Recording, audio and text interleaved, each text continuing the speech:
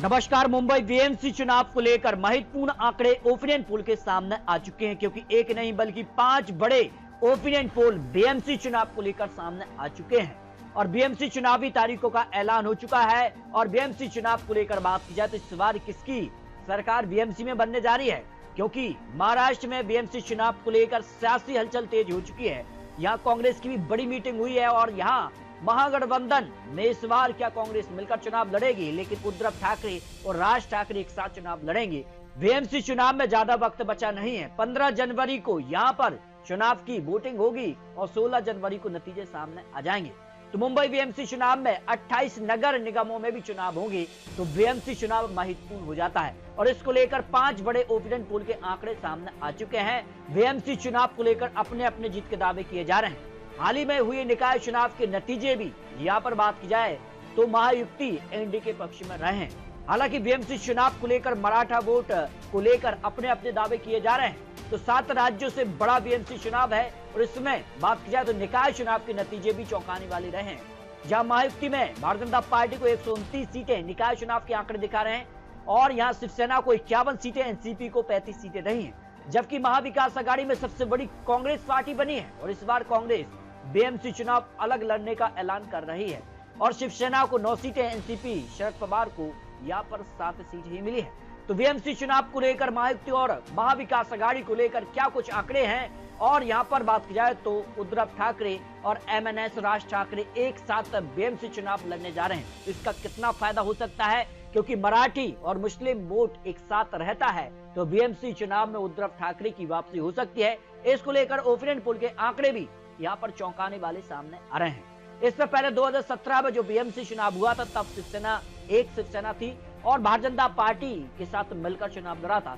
तब 84 सीटों पर जीत हासिल की थी और भाजपा को 82 सीटें और कांग्रेस को 31 सीटें, एनसीपी को 9 सीटें, एमएनएस राज ठाकरे को 7 सीटें और समाजवादी पार्टी को 6 सीटें मिली थी। लेकिन इस बार माहौल बदल चुका है। शिवसेना भी 2 भागों में बट गई है, एनसीपी 2 भागों में बटी है, लेकिन कांग्रेस क्या यहाँ पर शिवसेना उद्धव ठाकरे के साथ मिलकर चुनाव लड़ती है, इसको लेकर महत्वपूर्ण ओपिनियन पोल के आंकड़े सामने आ चुके हैं। तो मुंबई बीएमसी चुनाव को लेकर जो सर्वे के आंकड़े सामने आ रहे हैं उसमें अगर बात करें मुंबई बीएमसी चुनाव में कौन सी पार्टी यहाँ पर मुंबई बीएमसी चुनाव के लिए विकास का जो रास्ता है, जिस पर सबसे ज्यादा विकास कर सकती है, इस पर उद्धव ठाकरे को 38 सीधे लोग मान रहे हैं कि मुंबई बीएमसी चुनाव पर जो है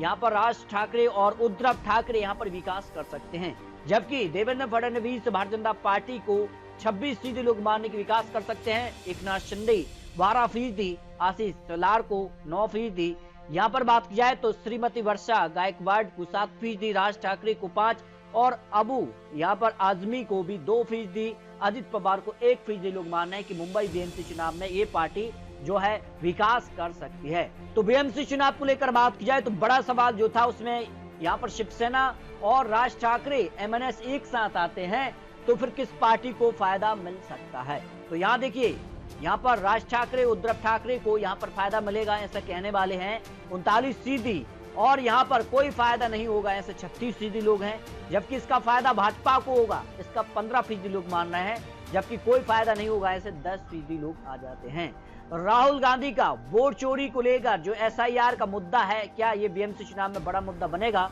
तो हाँ कहने वाले 35% लोग मान रहे कि हाँ ये मुद्दा बन सकता है, नहीं कहने वाले हैं 63% ये मुद्दा बीएमसी चुनाव में दिखाई नहीं देगा। बीएमसी चुनाव को लेकर बात की जाए तो अगर जातिगत आंकड़े आपको दिखाएं, क्योंकि इस बार बीएमसी चुनाव में अपने अपने जीत के दावे किए जा रहे हैं और मराठी वोट को लेकर यहाँ पर उद्धव ठाकरे राज ठाकरे इस बार सीधे तौर पर अपना दावा करते नजर आ रहे हैं। और यहाँ अगर बात किया है तो मराठी वोट करीब 29% भाजपा को मिला था, तो यहाँ पर जो है उद्धव ठाकरे के लिए 44% यहाँ पर वोट शेयर रहा था, एकनाथ शिंदे की पार्टी को 18% रहा था, जबकि ब्राह्मण वोट भाजपा के पक्ष में 63%, 18% यहाँ पर उद्धव ठाकरे के और 16% एकनाथ शिंदे की पार्टी के पक्ष में रहा था। इस तरह से मराठी वोट महत्वपूर्ण हो जाता है बीएमसी चुनाव को लेकर। लेकिन बीएमसी चुनाव को लेकर जो आकलन सामने आ रहा है, लोकसभा चुनाव दौरान यहाँ पर बात किया तो लोकसभा चुनाव में यहाँ पर महाविकास अघाड़ी का पलड़ा भारी रहा था। उस दौरान अगर बात किया 2024 के पैटर्न पर अगर सीटों का आकलन निकाला जाए तो भाजपा को यहाँ पर 49 सीटें जा सकती हैं बीएमसी चुनाव में, जबकि शिवसेना यहाँ पर शिंदे पार्टी को यहाँ पर 42 सीटें जा सकती हैं, जबकि शिवसेना, उद्धव गुट और एमएनएस जो साथ आए हैं उनको 90 सीटें जा सकते हैं। वहीं कांग्रेस को यहां पर 31 सीटें और अन्य पार्टी को 15 सीटें जा सकते हैं। लोकसभा चुनाव के पैटर्न के आधार पर बीएमसी चुनाव में उद्धव ठाकरे की सरकार बनती नजर आ रही है, जबकि विधानसभा चुनाव 2024 में जो हुए हैं उस पैटर्न के आधार पर जो सीटों का आकलन सामने आ रहा है उसमें भाजपा को 95 सीटें जा सकते हैं, एनसीपी को 6 सीटें, शिवसेना को यहां पर 38 सीटें जा सकते हैं। और यहां पर बात की जाए तो उद्धव गुट को 63 सीटें, यहां पर एमएनएस को 0 सीट, कांग्रेस को 19 सीट और अन्य पार्टी को यहां पर 6 सीटें जा सकती हैं। इस आधार पर अगर बात की तो भारतीय जनता पार्टी, एनसीपी और यहां पर बात की जाए तो शिवसेना यानी एकनाथ शिंदे की पार्टी को मिला लिया जाए तो फिर यहां पर Bharatiya Janata party NDA BMC चुनाव में वापसी करता नजर आ रहा है। जबकि बात की जाए तो बीएमसी चुनाव को लेकर अगर यहां पर गठबंधन के आंकड़े दिखाए जाए तो महायुति एनडीए को 119 सीटें बीएमसी चुनाव में मिल सकती हैं, महाविकास अघाड़ी को 98 सीटें और अन्य पार्टी को 10 सीटें जा सकती हैं। इस हिसाब से महायुति एनडीए बीएमसी चुनाव में फिर भारतीय जनता पार्टी बीएमसी चुनाव में सरकार बनाने जा रही है। जबकि बीएमसी चुनाव को लेकर एक और ओपिनियन पोल के आंकड़े सामने आए हैं जिसमें महायुति को 47% वोट शेयर के साथ 124 सीटें जा सकती हैं, महाविकास अघाड़ी को 44% वोट शेयर के हिसाब से 97 सीटें, एमएनएस को 6% वोट शेयर के हिसाब से 1 सीट, एमआईएम पार्टी को भी 1% के वोट के हिसाब से 1 सीट और समाजवादी पार्टी को 2% वोट शेयर के हिसाब से 4 सीटें यहां पर जा सकती हैं। जबकि बीएमसी चुनाव को लेकर एक और ओपिनियन पोल यानी भविष्यवाणी जो की गई उसमें भारतीय जनता पार्टी को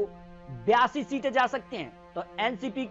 यहां पर बात की जाए तो 5 सीटें, शिवसेना एकनाथ शिंदे की पार्टी को यहां पर 32 सीटें और उद्धव ठाकरे की पार्टी एमएनएस को 79 सीटें, कांग्रेस को 19 सीटें और अन्य पार्टी को 10 सीटें जा सकती हैं। इस आंकड़े की भी अगर बात की जाए तो आंकड़ों को निकाला जाए तो इस आधार पर यहां पर